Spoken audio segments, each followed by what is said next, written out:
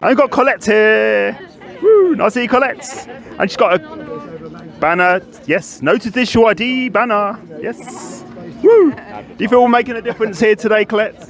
I do, yeah. I think the public are really waking up, generally anyway, and there's been a lot of interest in the boards, which is lovely to see. And Sherborne's lovely. The people are really lovely, so I love it. It's my favourite place out of the ones that we do. So, yeah.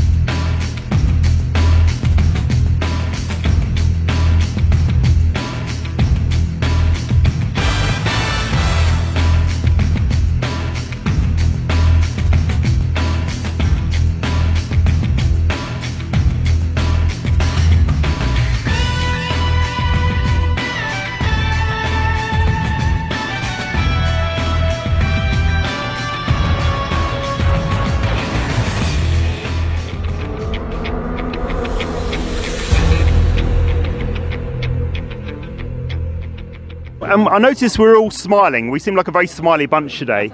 Smiley people. Do you feel this is good for people's health doing what we're doing today? Yeah, it could be a bit warmer, but...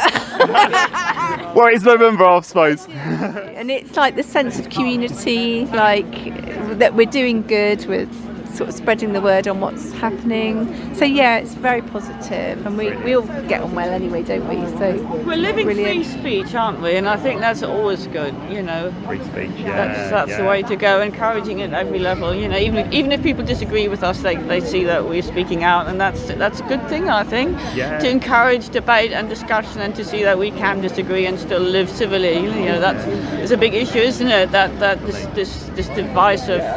these divisive policies have discouraged just civil and respectful debate, and I think that's for me that's the most important thing. And then you can, so I think we're doing that, aren't we, by being out here. Heaven forbid we talk to each other and have some dialogue, you know.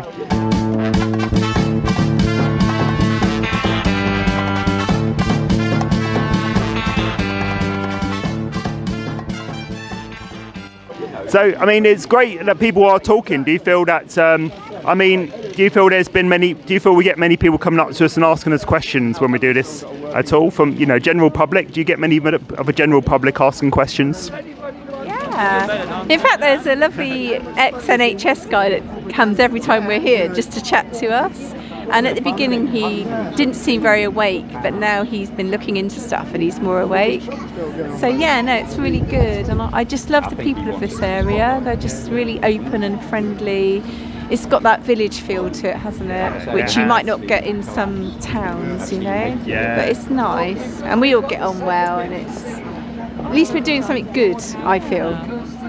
Making a difference, yeah, definitely. And what do you? Final question actually to you both. What do you feel about the impartial BBC, who appear to have got caught out by Donald Trump and could be sued up to $5 billion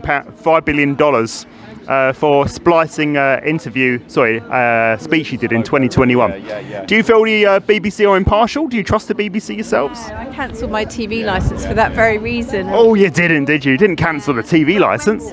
I don't really watch telly anyway, but when they asked me why are you cancelling, I said because I don't find the BBC impartial and I don't want to watch it, and I don't tend to watch live TV anyway, so I didn't need it. But I think it's good what Trump's doing, because it has to be the truth. It's a respected broadcasting company and they've lied to the public, and that needs to be exposed. And I just feel that the truth always comes out anyway, so it needs to happen, doesn't it? So that we can have honesty in the media. So I think it's good. That's good. And maybe, who knows, maybe it will make the BBC think twice about the way they cover things. If they get stung financially, perhaps. We'll see, really, won't we? Yeah. Yeah. Watch your space. Yes. Any final words to the camera whilst I'm here? I have to admit, it made my day to see that such a high-profile figure like Trump managed to expose. I just a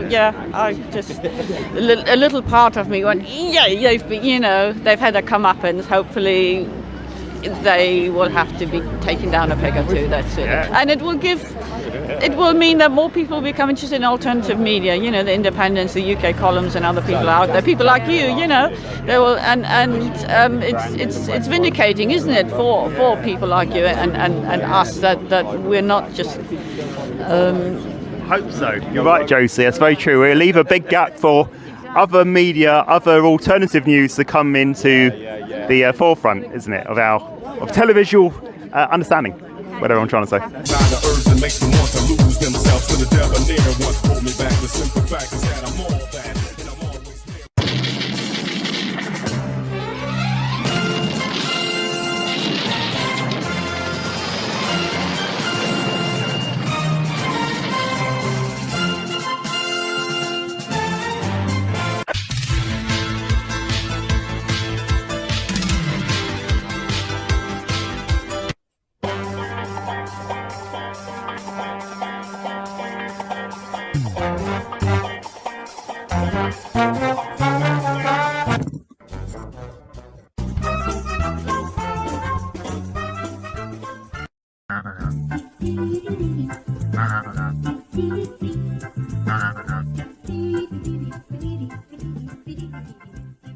If you came here for the humour, I think you want your money back. I think that needs to happen, because a lot of the news, it's not just BBC that's doing this, and I think people I do this, if you see something that doesn't ring true, research it and see if it's true. I remember when we were all going to die of Ebola, and I watched, I think it was BBC, I can't be 100% sure, but there was a video of a guy rolling around the floor in Africa somewhere, apparently dying of Ebola, his two parents coming up to him, tipping water into his mouth, apparently his parents. I watched it and I thought, that didn't look real. So I did a search on YouTube, Ebola fake news, saw the very same video, and there was a guy up a tree filming it and showing the whole sequence of events, and at the end they went cut and gave all three people, the guy with Ebola miraculously cured, they stood up, they gave the wad of cash, put it in their back pockets and walked off. So they were all actors, Crisis actors. That was part of my journey. Yeah. Wow. Yeah. Heaven forbid they use crisis actors to convince us something terrible is happening.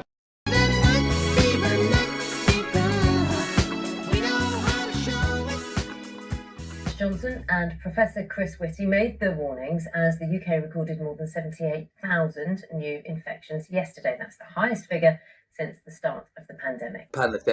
Damien Grammaticus has more. It's a programme that is ramping up, vaccination after vaccination. Here, from soldiers in a cathedral, queues of people outside, or from a GP visiting an elderly patient at home. The reason for the caution, no one knows yet how the surge will impact the NHS, but the worst-case scenario is of even more pressure than it saw last winter. Damien Grammaticus, BBC News, Westminster.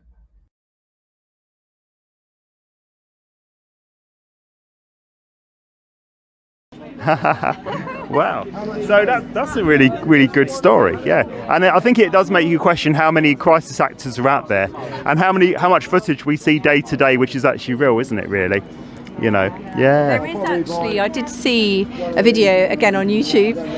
They showed there is a website for crisis actors, and they showed them in many different news programmes. Really? News footage, the same people were used for multiple different so-called events.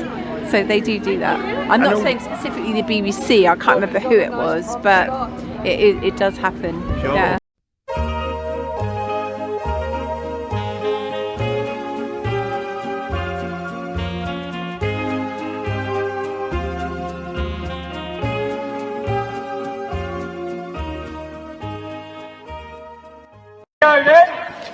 So roll cameras.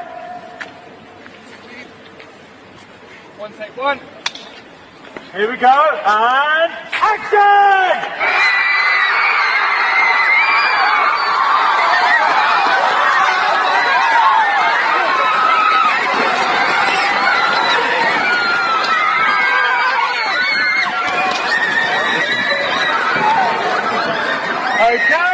And I noticed some of the crisis actors have got funny names, almost the hints that they are not what you think they are. I think there was a bit of footage I've got on my laptop of a teenage girl called Hope Stevens having her first COVID jab in 2021. Her name happened to be Hope Stevens. And I noticed in the footage, the commentator, the narrator of the news story kept using the word hope every few minutes throughout the whole news story, despite the fact that the girl's name was also Hope. So I thought, are you trying to implant the word hope in people's heads if they have a COVID jab? So there we go. Yes.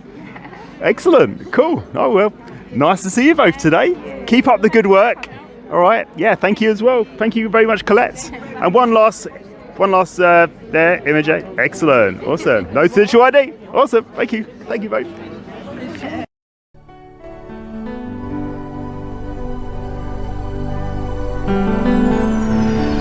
If you understand or if you don't, if you believe or if you doubt,